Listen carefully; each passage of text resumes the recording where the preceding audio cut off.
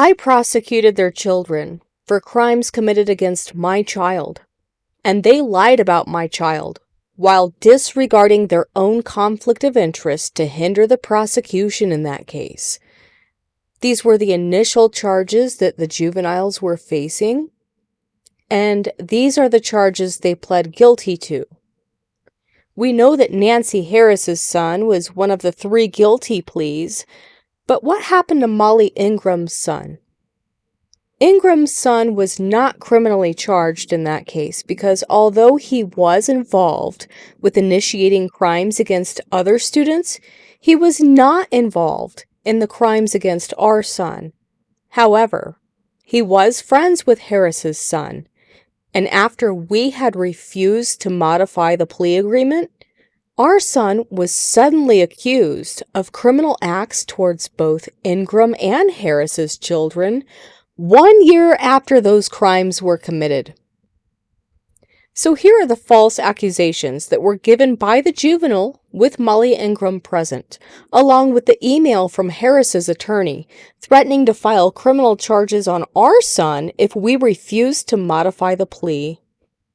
As you can see, Molly was not going to give her son permission to testify under oath.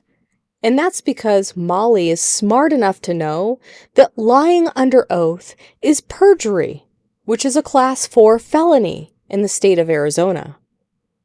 So who is Molly Ingram?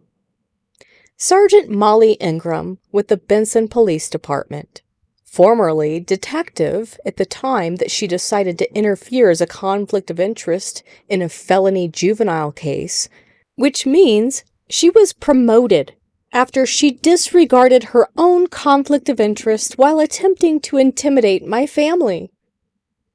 Notice how the juveniles were being charged with hindering prosecution in the 1st degree. Where do you think they learned that from?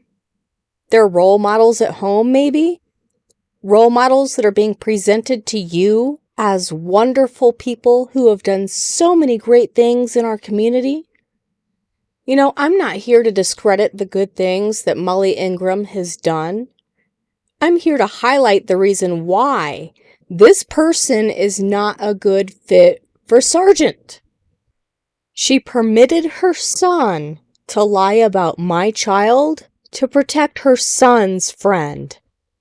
The only reason these 3 juveniles are not registered sex offenders is because I have empathy for children who can confess to their wrongdoings and apologize for their behaviors.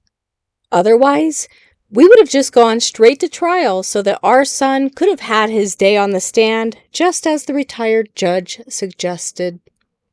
Do right or step down. Do wrong.